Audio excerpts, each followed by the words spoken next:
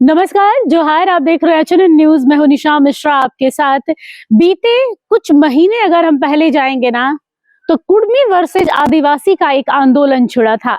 मुद्दा क्या था? कुर्मियों को एसटी में शामिल होना है और एसटी की मांग को लेकर पूरे झारखंड का चक्का जाम कर दिया था कुर्मी समुदाय के लोगों ने। रेल टेका आंदोलन किया गया। कुर्मी समाज के कई बड़े बड़े चेहरे सामने आए। जयराम महतो तक सड़क पर उतरे, जबकि उनका पैर फ्रैक्चर था। इसके बावजूद भी जयराम, उनकी पार्टी के कई लोग सड़कों पर आए कि भाई कुर्मी समुदाय को अब वक्त आ गया है कि एसटी में शामिल किया जाए। लेकिन ये मुद्दा जस का तस हो गया। उसके बाद कई लोग सलाखों के पीछे गए। सुदेश महतो उन्हें छुड़ाने गए, बाकायदे उन्हें छुड़ाया भी अपने खर्चे पर, और सब कुछ हुआ। लेकिन कुर्मी आज भी कुर्मी ही हैं, एसटी सूची में शामिल नहीं हुए हैं। लेकिन उससे पहले राज्य में कैबिनेट की बैठक में पेशा कानून की जो नियमावली है उससे पारित कर दी गई है। हालांकि अभी जो धरातल पर उतरने की बात की जा रही है पेशा कानून की, अभी वो नहीं हुआ है, क्योंकि नोटिफिकेशन जारी होगा। उसके बाद जो ड्राफ्टिंग हुई है, ड्राफ्टिंग की कॉपी अभी तक सार्वजनिक तौर पर नहीं रखी गई है। तो ये कहा जा सकता है कि अभी लड़ाई लंबी है। लेकिन इतना जरूर है कि पेशा कानून पारित हो गया है। पेशा कानून के पारित होने के बाद आदिवासी समाज के लोगों में जहां खुशी की लहर देखी गई, तो वहीं कुर्मी समाज के लोगों के जहन में एक सवाल खड़ा होने लगा है कि क्या झारखंड और केंद्र की नजर में सिर्फ आदिवासियों के हक की बात देखी जा रही है? क्या कुर्मी समाज के मुद्दों को नजरअंदाज किया जा रहा है? क्या कुर्मी समाज के लोगों को एसटी में शामिल किया जाएगा, नहीं किया जाएगा? कई सवाल खड़े हो रहे हैं, क्योंकि कुर्मी समाज, एक समय में कई लोगों ने कहा था कि भाई कुर्मी समाज को एसटी में शामिल किया गया था, फिर उसको हटा भी दिया गया, और अब फिर से कुर्मी समाज एसटी में आना चाह रही है। वहीं आदिवासी कई नेता हैं और नेत्रियां हैं जो ये कह रही हैं कि भाई कुर्मी समाज को एसटी में सिर्फ इसलिए शामिल होना है कि उन्हें वो आरक्षण दिख रहा है। जबकि कई कुर्मी नेता ये कह रहे हैं कि हम आरक्षण के लिए नहीं आ रहे हैं। इस आदिवासी समाज में अगर शेड्यूल्ड ट्राइब्स को देखा जा रहा है, तो हम सबको लेके देखा जा रहा है। जो आबादी देखी जा रही है झारखंड में, इस पर बात करने के लिए मैं अकेले काफी नहीं हूं। इसके लिए हमने वरिष्ठ पत्रकार अशोक पांडे जी से बात की है कोलकाता। उन्हें फोन लगाया और जानना चाहा कि भाई आखिर में क्या पेशा एक्ट के लागू होने से कुर्मी समाज के जो दिशा और दशा है उस पर कोई इफेक्ट पड़ रहा है। तो आइए एक नजर डाल लेते हैं वरिष्ठ पत्रकार अशोक पांडे की बातों पर। इस वक्त हमारे साथ कोलकाता से सीनियर जर्नलिस्ट अशोक पांडे हैं। सर जोहार। जोहार। सर, आपने देखा होगा पेशा एक्ट पारित हो गया है और उसके बाद से आदिवासियों के चेहरे पर एक खुशी दिख रही है। हालांकि क्वेश्चन मार्क भी है कि संशोधन के बाद पेशा एक्ट में क्या बदलाव किए गए होंगे या क्या संशोधित किया गया होगा। लेकिन दूसरी ओर कुर्मी समाज के जो लोग हैं वो टकटकी लगाए हुए हैं कि भाई हर बार हमें क्यों नजरअंदाज कर दिया जाता है, क्योंकि कुर्मी समाज के लोग एसटी में शामिल होने की मांग कर रहे थे। कैसे देखते हैं सर? ये पुराना विवाद है निशा जी। ये आदिवासियों और कुर्मियों का जो विवाद चल रहा है, इसको जानबूझ के एक पॉलिटिकल, एक्चुअली ये एक सामाजिक आर्थिक मुद्दा रहा है और ये इसको सोशियो पॉलिटिकल इशू कह सकते हैं। जानबूझ के इसको उलझाया गया है। पहले के जो दस्तावेज थे, मैंने ब्रिटिश एम्पायर जब तक था यहाँ, तो ब्रिटिश शासनकाल में देखा गया है कि ये ट्राइबल्स में ही ये थे कुर्मी।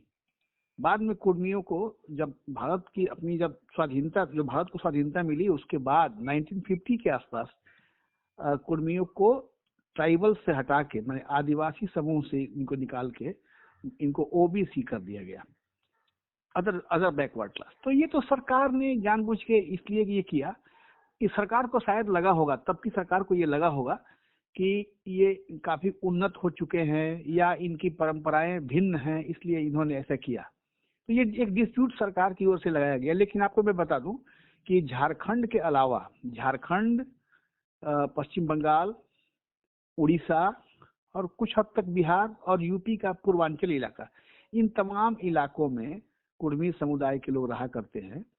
और इनका जो लिवलीहुड है, इनका जो रहन सहन है, इनका जो चारित्रिक, इनका जो हिसाब किताब रहा है, वो कुछ हद तक आदिवासियों से मिलता जुलता ही रहा है। और इसलिए अगर ये दावा करते हैं कि इन्हें आदिवासी समाज में शामिल किया जाए, या इन्हें भी ट्राइबल्स की का दर्जा दिया जाए, तो शायद इसमें बहुत गलत नहीं है। हाँ, ये जरूर है कि इसमें एक क्रीमी लेयर हो सकता है जो बहुत उन्नत हो गए हैं, तो उनको एक मतलब आर्थिक आधार पर देख के सरकार कुछ फैसला करे तो अलग बात है।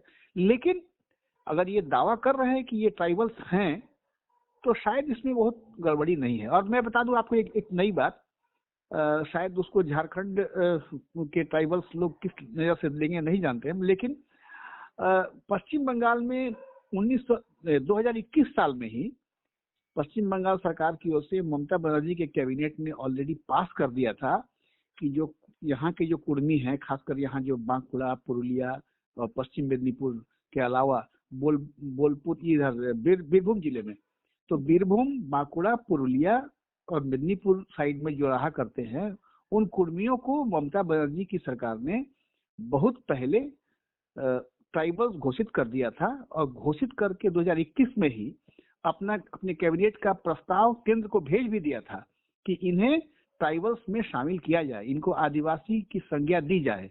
लेकिन सेंटर ने मूल आदिवासियों के चरित्र से कुर्मियों के चरित्र में अलग, इनके चरित्र को अलग देखते हुए इस प्रपोजल को रिजेक्ट कर दिया। तो झारखंड की समस्या नहीं है, ये इस पूरे क्षेत्र की समस्या है। और कुर्मी अगर दावा कर रहे हैं आदिवासी बनने का या आदिवासी कैंप में शामिल होने का, तो इसमें कोई गलत नहीं है। दरअसल सवाल ये उठ रहा है कि यहाँ पर कितने कुर्मी भाई हैं, उनके जहन में ये आ रहा है कि हम एसटी की मांग पेशा एक्ट से पहले से कर रहे हैं, तो चाहे वो राज्य सरकार रही हो या फिर केंद्र सरकार रही हो, क्यों नहीं एसटी में शामिल करने को लेकर एक जो जुमला बोलिए या कुछ भी बोलिए उसको साफ किया जा रहा है, ताकि एक ही बार बोल दे कि हाँ भैया आप लोग एसटी में नहीं आएंगे, नहीं ये प्रावधान नहीं है, या क्यों नहीं किया जाएगा। ये राज्य सरकार कह रही है कि ये केंद्र के हाथ में है, केंद्र कह रही है कि पहले राज्य उसमें पहल करे, तो इन्हें फुटबॉल बना दिया गया है, कुर्मी भाइयों को फुटबॉल बना दिया गया, केंद्र राज्य की ओर फेंक रही है और राज्य केंद्र की ओर, यही चल रहा है। नहीं, ये मुद्दा दरअसल राज्य का नहीं है, और इसमें केवल एक ही राज्य नहीं है। जैसे मैंने कहा कि झारखंड के अलावा उड़ीसा है, पश्चिम बंगाल है, बिहार का भी एक हिस्सा है, बल्कि यूपी का पूर्वांचल क्षेत्र जो है वो भी जुड़ा हुआ है, कुछ हद तक बल्कि छत्तीसगढ़ का भी एक इलाका है जो जुड़ा हुआ है इस पूरे समाज से। तो आप इसको नहीं कह सकती किसी एक राज्य का मसला है। हाँ, ये अलग बात है कि परसेंटेज कहीं ज्यादा है कहीं कम है, तो झारखंड सरकार के अलावा तमाम सरकारों को मिल बैठ के इस पर बात करनी होगी। जैसा मैंने अभी कहा कि पश्चिम बंगाल सरकार ने इनको मान्यता दे दी थी 2021 में ही। अब झारखंड सरकार को देखना है कि इसमें कहां तक क्या गुंजाइश बन सकती है। लेकिन हाँ, ये इनकी जो मांग है वो गलत नहीं है। कुर्मियों को भी आदिवासी कहलाने का हक अंग्रेजों ने दे रखा था, बाद में हम हिंदुस्तानियों ने वो हक उनसे छीन लिया था। अब अगर दोबारा इनकी मांग हो रही है तो उसमें, लेकिन मांग के पीछे एक वजह है। आदिवासियों को जिस बात का शक है वो ये कि चूंकि ये कृषि प्रधान समाज है, ये कृषि प्रधान जाति है, कुर्मी समाज जो है वो मेहनत करने वाले लोग हैं, मेहनतकश लोग हैं, आदिवासी भी मेहनतकश लोग हैं, और दोनों ही खेती पर जीने वाले लोग हैं। लेकिन उनको चूंकि आदिवासियों के बारे में ऐसा कहा जाता है कि वो सीधे सरल लोग होते हैं, और उनमें उनको डर इस बात का है कि कुर्मी समाज के लोगों को अगर आदिवासी बना दिया गया तो उनकी आदिवासियों की जमीनों पर ये अपना हक जमा देंगे, तो उनकी जमीनों को भी ये दखल कर लेंगे, और उनको जो आरक्षण मिलता है, उनके आरक्षण के कोटे को भी ये खत्म कर देंगे, उसको भी दखल कर लेंगे। इसी डर से आदिवासी समाज लगातार इनका विरोध कर रहा है कि नहीं, कुर्मी बाहर है तो बाहर ही रहे, ओबीसी ही रहे, हमारे समाज में नहीं आना चाहिए। यही वजह है जिसको लेके तमाम सरकारें भी अपना वोट बैंक देख रही हैं, किसका कितना वोट बैंक है, किसके पासन किसका कितना भारी पड़ रहा है। यही बात है, पलड़े का खेल है और कोई बात नहीं है, वरना समाज तो लगभग एक ही है दोनों। जी धन्यवाद। तो सुना आप लोगों ने, अमूमन उनका यही कहना है कि कुर्मी समाज और पेशा वाला मुद्दा ये अलग है।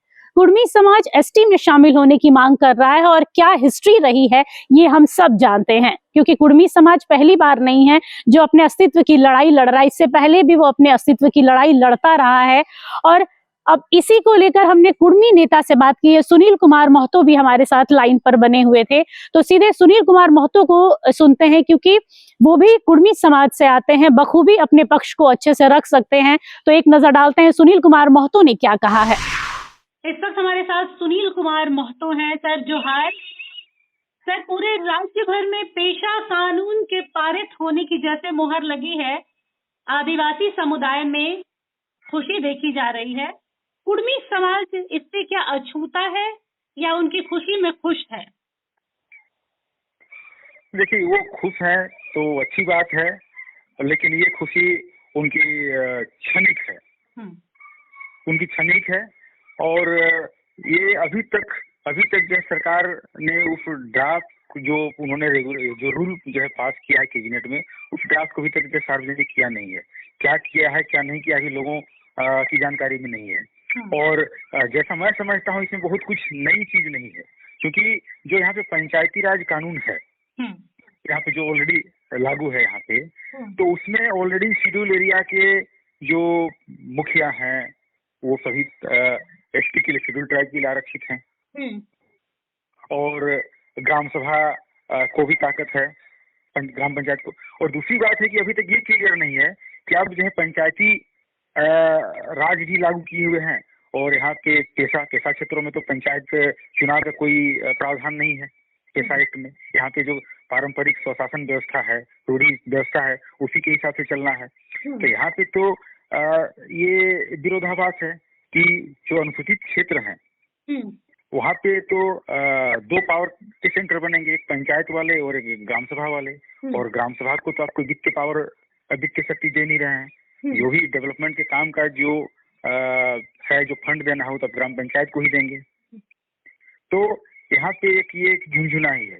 दूसरी बात है, कोई भी कानून यहाँ पे झारखंड में पास हो तो खुश होने की कोई बहुत ज्यादा मतलब मैं कहूँ कि आवश्यकता नहीं है। बहुत से कानून ऑलरेडी यहाँ पे जो आदिवासियों के संरक्षण के लिए, उनकी जमीन के संरक्षण के लिए सबसे बड़ा कानून सीएनटी है। सीएनटी कानून का उल्लंघन करते हुए यहाँ पे बाहरी जो आबादी है वो पूरी बस गई है। और रांची जैसे शहर में जो आदिवासी बहुल मोहल्ले हुआ करते थे, आज वहाँ पे आदिवासी जो है उनकी संख्या बहुत कम रह गई है, वो पलायन कर गए हैं।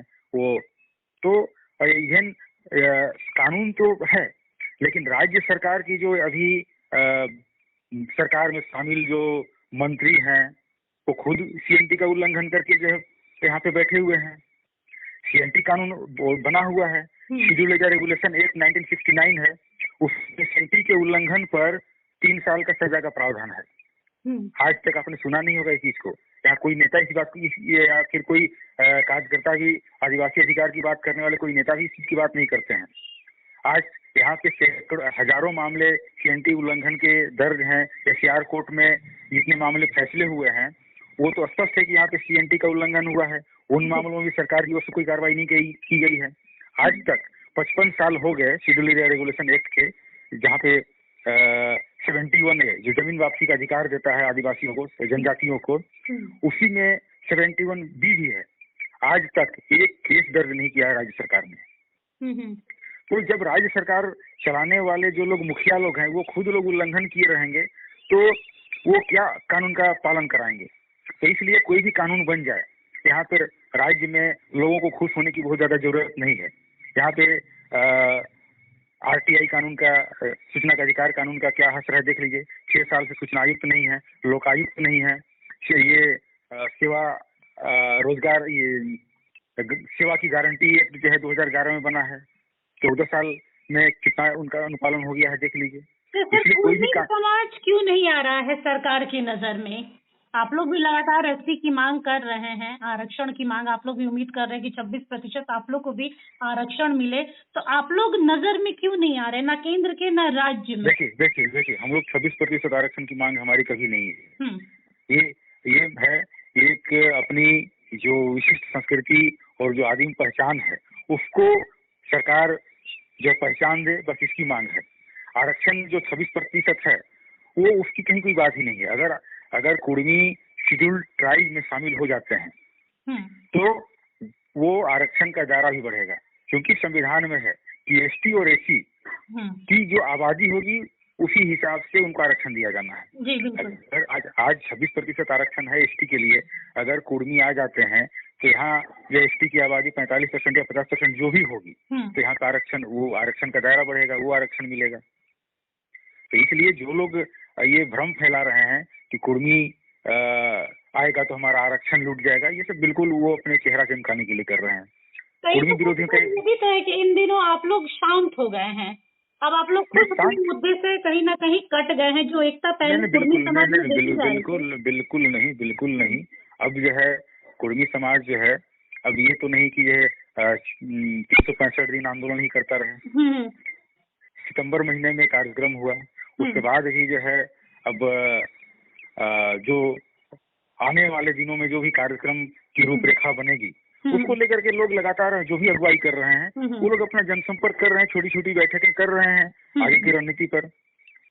वो काम हो रहा है कि आगे अगर सरकार नहीं सुनती है तो क्या कदम उठाया जाएगा, क्या आंदोलनात्मक विकल्प हैं, इन सब चीजों पर लोग चर्चा कर रहे हैं। आने वाले समय में एसटी वाली मांग तेज होगी। नहीं, बिल्कुल होगी। वो शेड्यूल ट्राइब में शामिल होने का पूरा हक है। यहाँ पे जो बहुत सी जो शामिल हैं जो जातियां शेड्यूल ट्राइब में, वो झारखंड के लिए आदिवासी नहीं है। यहाँ पे कई जातियां हैं जो कि 300 साल 400 साल पहले रोहतासगढ़ से आकर के हैं, वो तो बिल्कुल आदिवासी नहीं है, लेकिन आज वो सबसे ज्यादा डोमिनेंट है। यहाँ पे नौकरियों में उन्हीं का दबदबा है।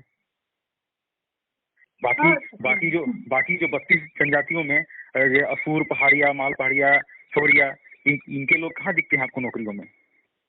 ये तो कुछ ही लोग जो है 32 जनजातियों में सिर्फ 3-4 जनजातियां ही जो है 26% आरक्षण का लाभ ले रही हैं, बाकी लोगों को तो मिल नहीं रहा है। तो यहाँ पे भी होना ये चाहिए कि उसमें भी शेड्यूल 1 और शेड्यूल 2 होना चाहिए, जैसे ओबीसी में भी एनेक्सर 1 एनेक्सर 2 है, उसमें भी होना चाहिए कि जो जातियां प्रतिनिधित्व से वंचित हैं आज, उनके लिए एक अलग से एक वहाँ पे होना चाहिए, 26% में होना चाहिए उनके लिए विशेष। हमारा ये अपना शुक्रिया सुनील जी हमसे बात करने के लिए। जी धन्यवाद। तो सुना आप लोगों ने, सुनील कुमार महतो का कहना है कि ऐसा नहीं है कि यहाँ पर पेशा एक्ट लागू हो गया या नियमावली में संशोधन किया गया। संशोधन की जो ड्राफ्टिंग है अभी किसी के सामने नहीं है। हो सकता है कि कुछ उसमें ऐसे संशोधन किए गए हों या बदलाव किए गए हैं जो आदिवासी समाज उसे एक्सेप्ट ना करे, यानी स्वीकार ना करे, तो फिर से ऐसा ना हो कि अदालत का दरवाजा खटखटाना पड़े। हालांकि उन्होंने ये भी कहा है कि कुर्मी समाज के लोग अभी चुप नहीं हुए हैं, शांत नहीं हुए हैं, उन्हें अभी भी एसटी में शामिल होना है और हो के रहेंगे। समय लगेगा, किसी भी प्रक्रिया को करने में ना 1 दिन 2 दिन नहीं होती है। जो सरकारी प्रक्रियाएं होती हैं उसमें लंबे वर्ष लग जाते हैं। तो आप पेशा को ही देखिए ना, 29 वर्ष लग गई, जबकि इस राज्य में भाजपा की गवर्नमेंट रही है, जेएमएम की गवर्नमेंट रही है, मिली जुली गवर्नमेंट भी रही है, लेकिन एक पेशा को पारित होने में 29 वर्ष का समय लगा है। तो जरा सोचिए, कुर्मियों को एसटी से निकलकर फिर से एसटी में शामिल होने के लिए कितने वर्ष इंतजार करने पड़ेंगे। लेकिन उन्होंने ये भी कहा है कि आने वाले समय में कुर्मी अपने आंदोलन को और जोर शोर से लेकर आएंगे, क्योंकि अभी भी बैठक हो रही है और जिस तरीके से सरकार, चाहे वो केंद्र सरकार हो या राज्य सरकार हो, नजरअंदाज कर रही है, वो दिन दूर नहीं है कि फिर से कुर्मी आंदोलन जैसा माहौल राज्य में देखने को मिलेगा। फिलहाल के लिए इस खबर पर बस इतना ही। देखते रहिए एचएनएन न्यूज। नमस्कार, जोहार। अगर आपको हमारा ये वीडियो अच्छा लगा तो इसे लाइक करें, शेयर करें और हाँ, सब्सक्राइब करना ना भूलें।